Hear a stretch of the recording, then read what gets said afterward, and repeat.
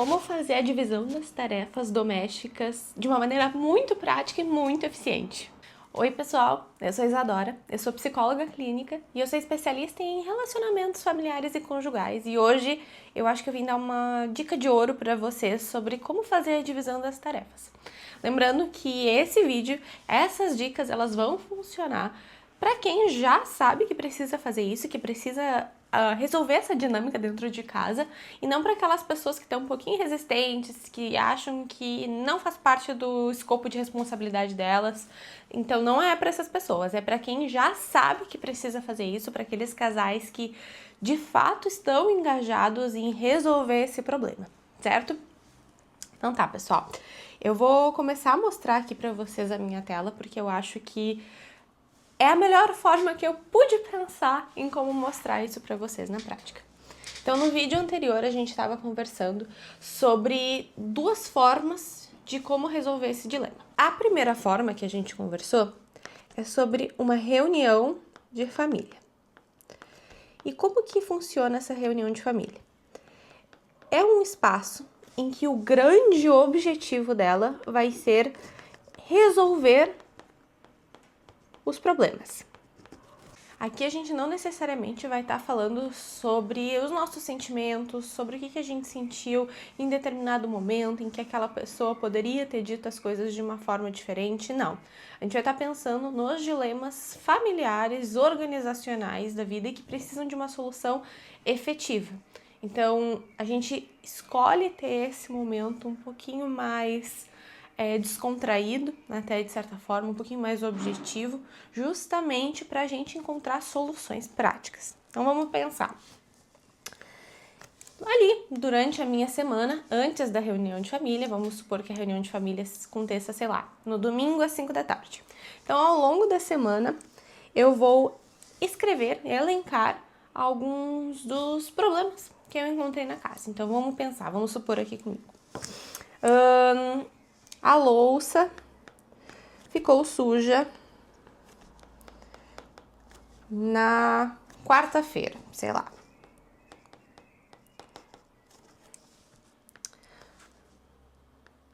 Além disso, vamos pensar em uma outra situação. Aqui em casa, a gente tem gatos e eu também dei esse exemplo para vocês no vídeo anterior, então vamos colocar aqui. A caixa dos gatos ficou suja por 2 dias. Minha caligrafia tá... Espero que vocês estejam entendendo. Terceira coisa que eu percebi ao longo da semana. As luzes ficaram acesas na sexta. Então aqui a gente já tem 3 problemas do cotidiano que qualquer família pode ter, tá? Os dilemas da tua família, eles podem ser diferentes desses exemplos aqui, mas qualquer desses dilemas mais práticos do dia a dia cabem aqui. Então, eu vou lá levar essa minha listinha com essas 3 coisas que eu elenquei ao longo da semana, que eu acho que elas precisam de mudança. Aí, chegou o dia de domingo, às 5 da tarde, na reunião de família. E eu vou levar essa listinha com essas 3 coisas. E aí, juntos, né, todos os membros daquela família, então todo mundo que ocupa aquele mesmo espaço, que mora na mesma casa, todo mundo vai se reunir. E aí, eu vou ter o meu momento de falar, olha, essas são as 3 coisas que eu notei, que eu percebi ao longo da semana e que eu acho que elas podem ter e elas precisam ter uma solução efetiva. Então, juntos, a gente vai estabelecer aqui a solução. Então, para cada um desses pontos, a gente vai pensar numa possível solução. E isso vai rodar ao longo da mesa, tá? Então, não vai ser só eu que vou estar responsável por dizer o que eu achei, o que eu notei que pode ser mudado, mas todas as pessoas que são membros daquela família também vão poder e precisam trazer o que perceberam e o que gostariam de soluções. Então, para a solução da louça que ficou suja na quarta. Quem sabe, escala de lavagem de louça. Será que é uma solução? Talvez sim. Então, dentro dessa escala, ali, vocês juntos pensam. Segunda, quem que vai estar responsável? Terça, quem é que vai ficar responsável? Quarta, quinta, e assim consecutivamente. Então, a escala da lavagem da louça, ela pode ser uma solução. Na semana seguinte, vocês vão revisitar isso. Vocês vão revisitar justamente essa lista de soluções e perceber se elas deram certo ou não deram certo, certo? Então, a caixa de areia dos gatos ficou suja por 2 dias. Será que a gente pode fazer também uma escala da lavagem de louça? Talvez sim, ou mais. Será que a gente não pode atribuir turnos de limpeza? Então, turnos de limpeza. Então, por exemplo, aqui em casa nós somos 2 pessoas. Eu vou ficar responsável pela manhã e pela tarde e ele pela noite. Então, isso tudo também, de novo, anotado. E daí, na reunião seguinte, isso vai ser trazido à tona e a gente vai pensar se deu certo ou se não deu certo. Se não der certo, a gente vai pensar em novas soluções até que sim, de fato, vá dar certo. Então, é bastante importante isso porque a gente vai treinando a nossa habilidade de solucionar problemas. E isso é bastante importante numa convivência familiar. Então, a terceira coisa, as luzes ficaram acesas na sexta. Será que a gente não pode responsabilizar uma pessoa para verificar, para fazer a checagem de todas as luzes? Então, fulano fica responsável por verificar as luzes. Vocês viram que as minhas habilidades de desenhista não estão muito apuradas. Mas é essencialmente isso. Então, a reunião de família, ela sempre vai ter essa aplicabilidade. Então, ela vai ser muito aplicável. Problema-solução constantemente. E aí, no outro vídeo, eu também dei uma segunda opção para vocês. Se vocês ainda não estão nesse ponto, se vocês pensam que talvez a reunião de família não é para vocês, não vai ser ela que vai solucionar os seus problemas, porque tem algumas coisas anteriores a isso, antes a isso, então eu vou dar a dica para vocês, que é a pontuação, o jogo da pontuação, como se fosse. Então, no jogo da pontuação, a gente vai fazer em várias etapas. Primeiro, na primeira etapa, a gente vai elencar todas as tarefas domésticas daquela casa. Então, lavar a louça no fim do dia, lavar a roupa.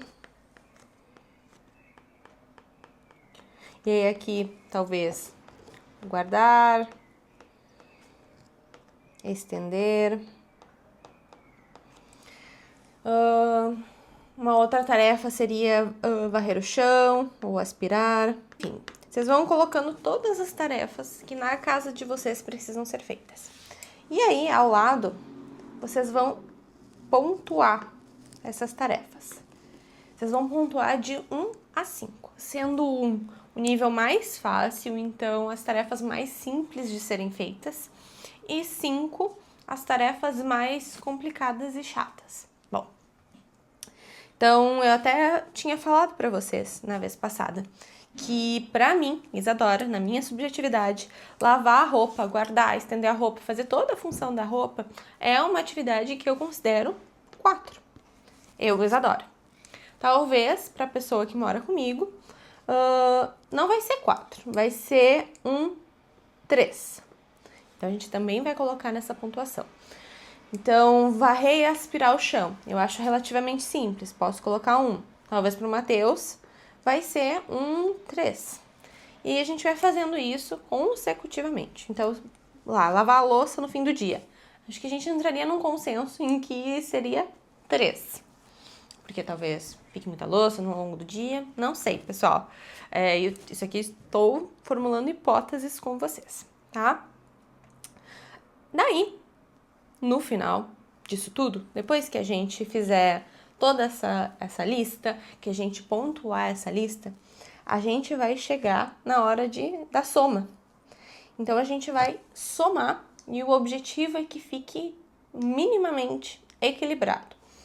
Então, aqui eu só coloquei 3 exemplos, então vai ficar um pouco esquisito, mas vamos pensar juntos, assim, se eu pegar a tarefa de varrer e lavar a roupa, então eu vou ter eu vou ficar com, vamos dizer, o varrer e aspirar o chão.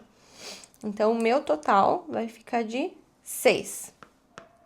E aí, para outra pessoa, né? Então, ela vai lavar a louça do fim do dia, mas ela também vai varrer o chão também e aspirar de vez em quando. Supondo aqui. Então, mais uma pessoa vai assumir essa tarefa em dias alternados e vai pegar a tarefa de lavar a louça no final do dia. Vai dar 6 também no final dessa conta. O objetivo é que sempre fique o mais equilibrado possível, que não fique algo muito discrepante um do outro, que ambas as pessoas sintam que tem uma justiça, uma equidade ali naquela divisão de tarefas. Então, às vezes, se tu tá ali bem no princípio da relação de vocês, ou se vocês ainda não fizeram a atribuição das tarefas, talvez essa seja uma forma que seja interessante de vocês testarem.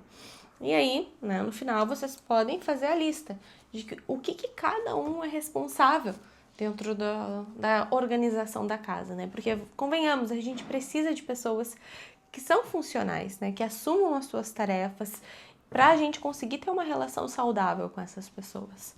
Então, essa pode ser uma dica bem legal para vocês aplicarem na casa de vocês. Então, eu espero que tenha feito sentido, espero que vocês tenham gostado e a gente se vê no próximo vídeo. Dê like se vocês gostaram, comentem se vocês têm alguma outra ideia ou algum dilema que vocês gostariam de alguma solução.